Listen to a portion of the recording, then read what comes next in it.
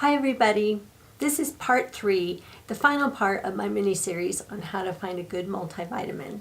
Part 1 was all about doing research, part 2 is about bioavailability, and this one, part 3, is about antioxidants and why they are important. So if you want to learn more, stay tuned.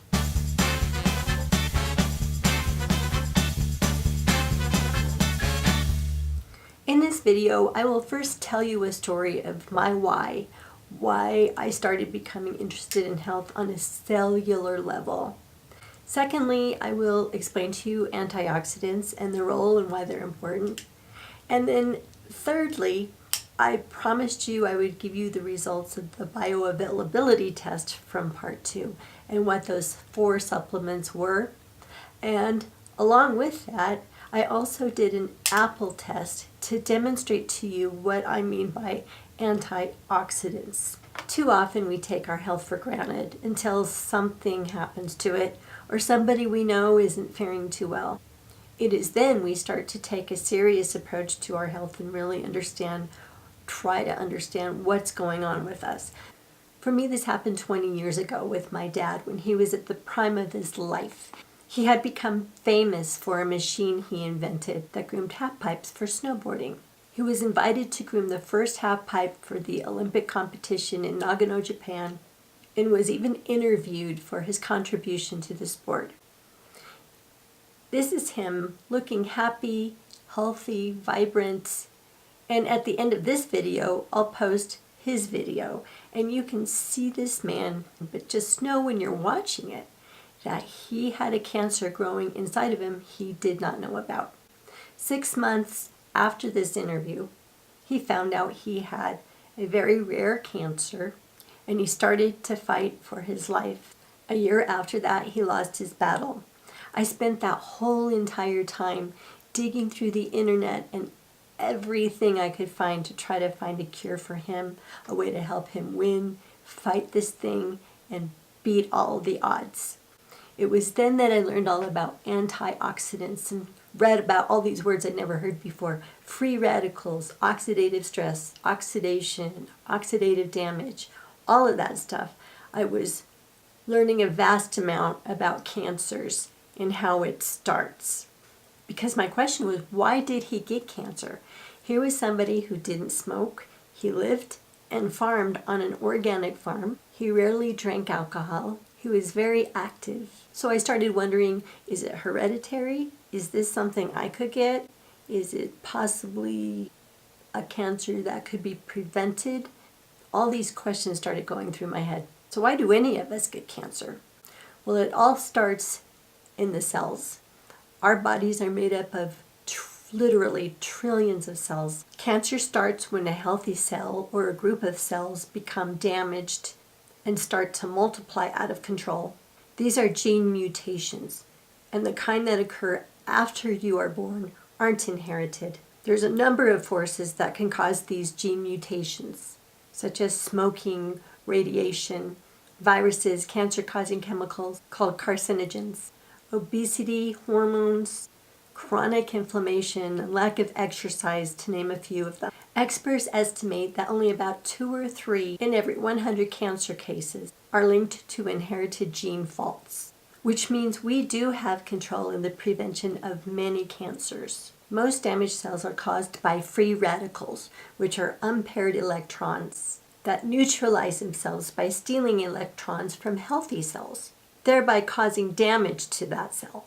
Well, an antioxidant is a molecule that's stable enough to donate an electron to that ravaging free radical and neutralize it. Antioxidants are like the classic hero-villain struggle.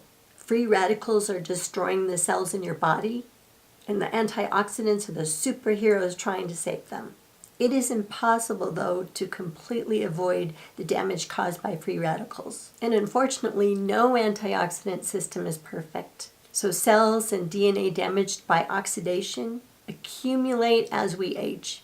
But the vitamins and minerals the body uses to counteract oxidative stress or this oxidative damage are called antioxidants, as demonstrated in this apple. On the one side, you can see how it's been damaged by oxidation. And on the other side, that is proof of what antioxidation is. So antioxidants help protect ourselves from the damage of free radicals, which are everywhere. So antioxidants are our first line of defense against these free radical attacks. The principal micronutrient antioxidants are vitamin E, beta-carotene, selenium, and vitamin C. But the body cannot manufacture these vitamins and minerals. They must acquire them through their diet. So as you can see behind me, there's an abundance of these micronutrients, all these wonderful vegetables and fruits, and it's the number one way you can get antioxidants on a daily basis. It's very important. And the recommendation from the National Cancer Institute and nutritional experts, based on your daily calorie intake and your nutritional needs, they recommend 5 to 13 servings every single day of fruits and vegetables. But the average intake of individuals is about 3 servings per day or less, which fails to provide even the minimum levels of even the basic vitamins. So it's been well established that a good multivitamins can fill in those gaps that are unmet by a poor diet. However, antioxidants created from within our own bodies are 100 times more powerful than the ones you get from your diet. The mother of all antioxidants, the superhero of them, is called glutathione. This is one our own bodies do make, the one the body relies on to clean up those critical toxins. And it's being manufactured all the time.